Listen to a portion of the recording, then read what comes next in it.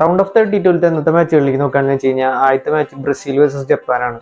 ബ്രസീലിനെ സംബന്ധിച്ചിടത്തോളം ജപ്പാൻ വലിയൊരു ത്രെറ്റായി മാറാൻ സാധ്യതയുണ്ട്. കാരണം ജപ്പാന്റെ വിങ് അറ്റാക്കും ട്രാൻസിഷനുകളും കാര്യങ്ങളൊക്കെ വളരെ പേസ് കൂടിയ രീതിയിലാണ്. ബ്രസീലിന്റെ വിങ് ബാക്സ് നമുക്കറിയാം അവരുടെ ഒരു പ്രധാന വീക്ക്നെസ്സുകളിൽ ഒന്നാണ്. അപ്പോൾ ബ്രസീലിനെ സംബന്ധിച്ചിടത്തോളം ഇങ്ങനെ ഒരു വിങ് അറ്റാക്ക് ഡിഫെൻഡ് ചെയ്യാനുള്ള രീതിയിൽ അവരുടെ വിങ്ങേഴ്സൊക്കെ ഇറങ്ങി വന്ന് സപ്പോർട്ട് ചെയ്യാൻ ട്രാക്ക് ബാക്ക് ചെയ്യാൻ നിൽക്കുകയാണെന്ന് വെച്ച് കഴിഞ്ഞാൽ ബ്രസീലിന് അവരുടെ ഒരു തനതായ കളിക്കാൻ പറ്റില്ല. അവരുടെ ഒരു അറ്റാക്ക് ഡിസ്റപ്റ്റ് ആവാനുള്ള സാധ്യതയുണ്ട്. അങ്ങനെയാണെങ്കിൽ ജപ്പാന് അവിടെ ഒരു അഡ്വാൻറ്റേജ് ഉണ്ടാവാൻ സാധ്യതയുണ്ട്. പക്ഷെ നമുക്കറിയാം ബ്രസീലിലെ കോച്ചായിട്ട് ഇപ്പോൾ ഉള്ളത് ആഞ്ചലോട്ടിയാണ്. ഒപ്പോണൻസിനനുസരിച്ച് ടാക്ടിക്സും കാര്യങ്ങളൊക്കെ മാറ്റി കളി നെയ്തെടുക്കാൻ പറ്റുന്ന ഒരു കോച്ചാണ് ആഞ്ചലോട്ടി.